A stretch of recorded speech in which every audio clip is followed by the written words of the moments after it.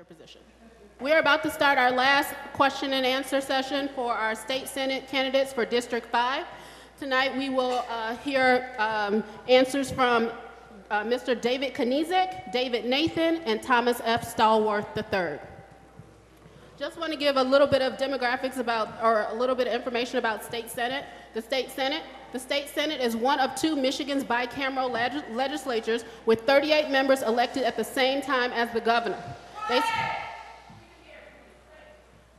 They serve four-year terms concurrent with the governor, and they represent districts containing 202,000 to 400 to 263,500 residents.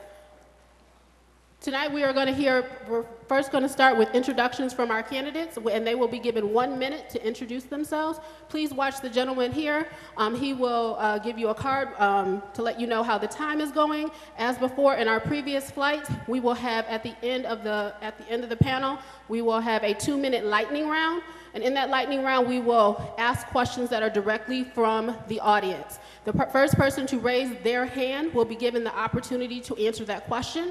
If that person was the first person to answer the question in the last question, the person who raised their hand secondly will be given the opportunity to answer the question. We'll start with introductions from the gentleman, Mr. Kniezek. Can we pass down the microphone to him? Well, thank you, and good evening, everyone. That was pretty good. My name is David Kniezek. I'm currently the state representative for Dearborn Heights, Garden City, Inkster, Livonia, and Westland. Prior to serving in the legislature, I was a United States Marine. I served 2 tours in Iraq between 2007 and 2010.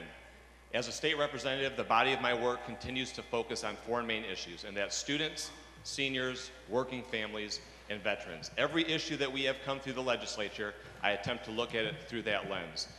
It's of no secret, by taking a peek at me, that I tend to be a bit on the younger side of things. I think that's a very good thing, and I think it's a strength, especially in a legislature, both at the state and the federal level, where it seems to be a lot of old timers with a lot of old ideas. So I like to be young, I like to be aggressive, and I like to bring that level of advocacy to the street level to make sure that I can deliver on your issues and your concerns. And I look forward to taking your questions this evening. Thank you. Mr. Nathan. Thank you very much. Thank you, Councilman Tate, for putting this forum together. I think it's important that residents in our community hear exactly what we plan to bring to the table as your elected officials. My name is David Nathan. I am a candidate for state senate. I am currently serving my 3rd term as a state representative. I live right here in the community. I live in Grandmont. And over the past 6 years, let me back up. I'm married 16 years and I have 4 children. Over the past 6 years, I have dedicated my time in the legislature to make sure that I benefit the quality of life of individuals in my community.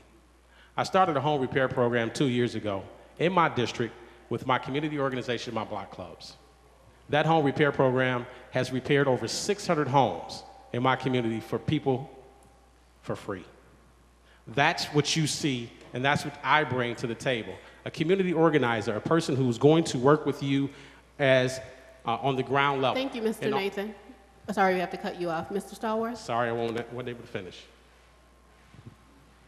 Good evening. I'm Thomas Stallworth, a candidate for state senate. I currently serve as a state representative in District 7, which includes most of the west side of Detroit and all of Highland Park. I'm a native Detroiter, graduate of Mumford, graduate of Michigan State University, with a degree in urban planning and a minor in business. I currently serve as the chair of the Michigan Legislative Black Caucus, and I also have the honor of serving as the chair of the Detroit Caucus.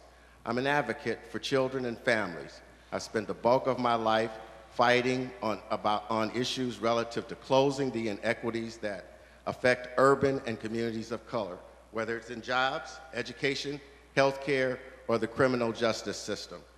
I brokered the deal for the grand bargain and brought $200 million to help relieve some of the damage that was being done to our retirees. But on the flip side, I'm also a plaintiff in a lawsuit against the governor and the legislature to challenge the emergency manager law. I'm a person who believes in Thank results. you so much, Mr. Stallworth. And I ask for your support. Thank you so much. So now we are going to receive questions from our panel. As a reminder, during this round, everyone will be given 30 seconds to respond. Please watch the gentleman here with the card so that we can stay on time and everybody has their 30 seconds. As a reminder, we will have the lightning round after this, and as well at the end of this session, if you're all here, you will have the opportunity to speak for 1 minute to discuss your platform. So we will first start with questions from Councilman Tate. Thank you, ma'am. Good evening, gentlemen. Thank you for being here. One of the challenges that we often see is in collaboration. And certainly when you have different levels of government, they don't talk, and I say they, I mean we don't always talk as often as we should. What is it that you're going to bring in this seat as the state senator to help foster collaboration with local government? We're going to start this off with Mr. Stallworth. And how many seconds? 30 seconds. Oh, okay. Thank you, Councilman Tate. I stand on my record in that I believe that anyone who goes to Lansing has to understand and value local government and the need to communicate and work in a collaborative fashion. During this current bankruptcy process, I worked very closely with the Detroit City Council, who represents me and represents this city, to make sure that they were kept in the loop every step of the way. And I received their list of needs relative to the negotiations that were going on, and everything City Council asked for, we were able to deliver. That's the kind of performance that we need in Lansing. Mr. Nathan. Thank you very much. As a former Detroit Caucus chair for 2 years, I worked with City Council on a consistent basis to make sure that the issue the City Council and the city needed that we addressed in the State House.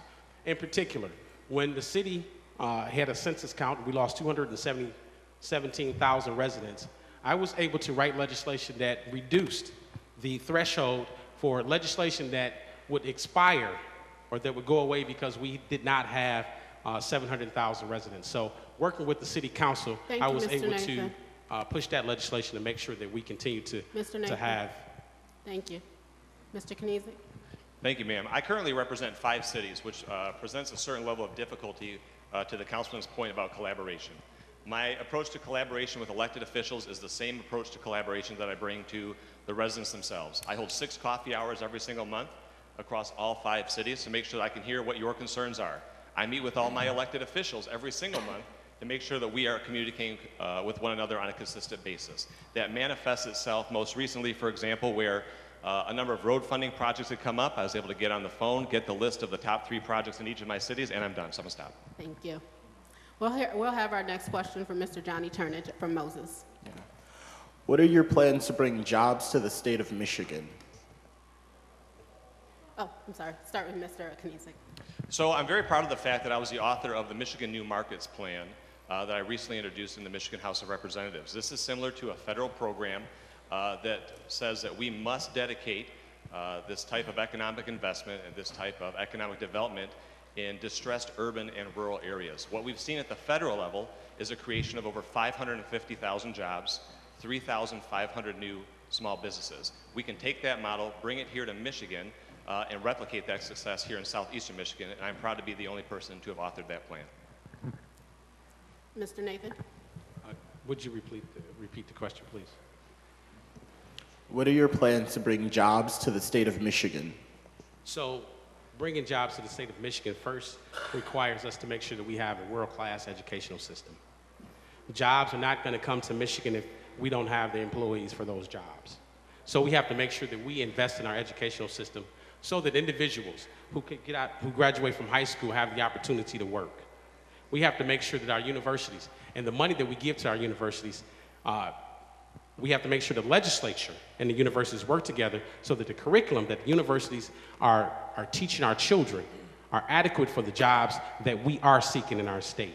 Education is first. I think there are 2 really significant low-hanging fruit opportunities that we can take advantage of. One is expanding our international port system right here in the city of Detroit to become an international logistics hub and increase import and export activity similar to that currently exists in New York and Boston and San Francisco. The second is with public lighting, we're buying all of our equipment from China. We should be manufacturing that equipment here. That in and of itself will stimulate jobs locally and put us on the cutting edge to fill and provide services across this country. Thank you. We're going to have our third question from Excellent Schools Detroit. We're going to start this question with Mr. David Nathan, then we'll go back to Mr. Stallworth and finish with Mr. Kniezek. Good evening, and I'm in pain that the three of you are fighting for a same seat right now. So in the coming years, 2020, let's make sure that they don't divide you this way.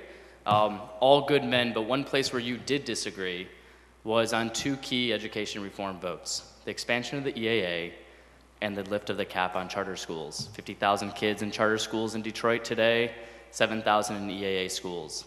How did you vote, yes or no, on those two bills, and why? And in your answer, please use the word kids. The expansion of charter schools, I voted no. The reason I voted no is because charter schools in our state have been failing our children.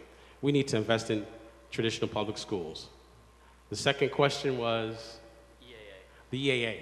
Of course I voted no. The EAA is a failed experiment.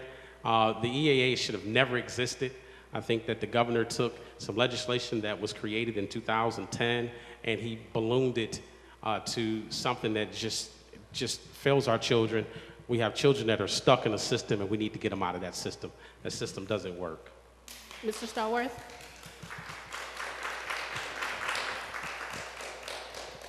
Thank you. I voted no on both bills. Charter school expansion is a poor philosophy and a poor approach given the fact that we are losing students. Our student population is declining and we're adding seats. It negates the investment that the public has already placed in infrastructure to teach our kids and actually erodes that investment. The EAA, as long as the EAA is restricted to Detroit, we could not support it. It's aimed at primarily minority communities, communities of color, and it has not lived up to the expectations that have been laid out. Thank you. Mr. Kniezek? I voted no on the EAA for one reason, and that was we had a number of adults talking about this issue in Lansing, and I wanted to hear what the kids had to say. I went into Mumford High School, I went into Nolan Elementary, I went into Henry Ford High School, and the picture that the students were painting was drastically different from the bill of goods that we were being sold in Lansing. Again, siphoning off money from our public system and putting it into a broken system, to me, makes no sense at all. As it relates to the question about charter schools, I think having options for our parents is a good thing, but again, we want to make sure that we hold them to the same high standards as everyone else. Did you vote yes or no, and why? That vote took place before I was in the legislature. Would you have voted yes or no? I would have voted no. Thank you so much. Sounds contrary. Thank you so much. The last question will come from CDAD. We often hear a lot about housing and bringing new people into the city of Detroit, bringing people in. We often don't hear a lot about housing and providing quality, affordable housing in Michigan and in Detroit. What would you do in your role to support quality, affordable housing in Detroit? In Detroit. No, this is not the lightning round.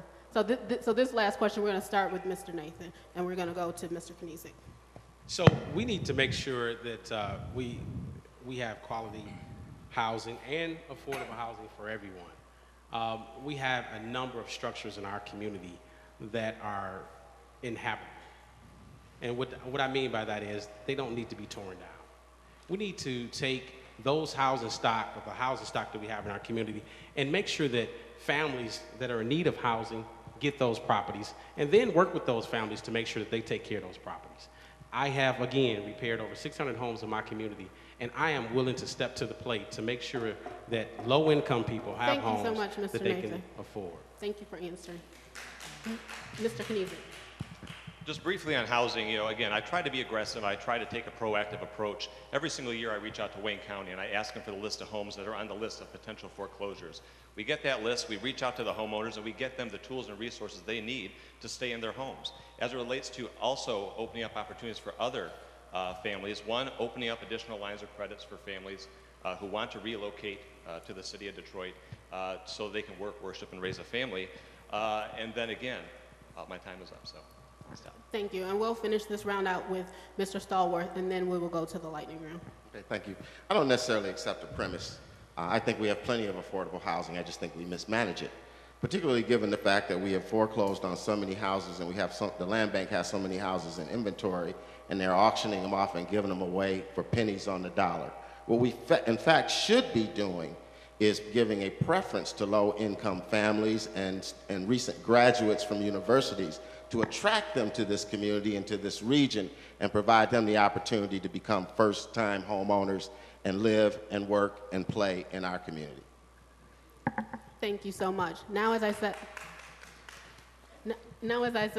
we are now going to go to the lightning round and ask the panel questions from our community. The first question is, and as I said, the first person to raise their hand is the first person to answer who can answer the question.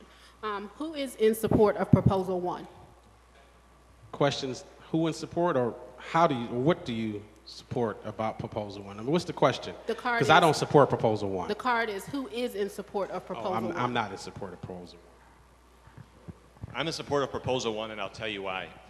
Proposal 1 shifts the tax burden from small businesses, which I think we all want to support, onto the backs of the corporations who are, in my opinion, skating by scot-free these last couple of years here in the state of Michigan. By removing that personal property tax on personal property within our small businesses, it opens up money for them to reinvest in the community, money for them to reinvest in their business to make our neighborhoods a better place to live. And so again, shifting that burden from the little guy onto the backs of the corporations, I'm always in favor of that. Thank you. This question is actually a direct question for Representative Nathan. It says, records show that you voted no on the grand bargain legislation designed to reduce pension cuts for City of Detroit retirees. Please explain your rationale for doing so and what alternatives you would have proposed that the state employ. Well, thank you for that question, because I believe that the Constitution says that pensions should not be impaired. I took an oath of office, and that oath of office said that I would not go against the Constitution. I would protect the Constitution. Every single person who voted against the grand bargain voted against their oath of office. And certainly, we need to make sure that we protect pensioners. But pensioners should not be involved in this bankruptcy. And the governor himself had the opportunity to take pensions out. I believe that there was an orchestrated effort to make sure that pensioners and legislators were pitted against each other. It's not right. I voted for it because it's against the Constitution. Thank you, Mr. Nathan.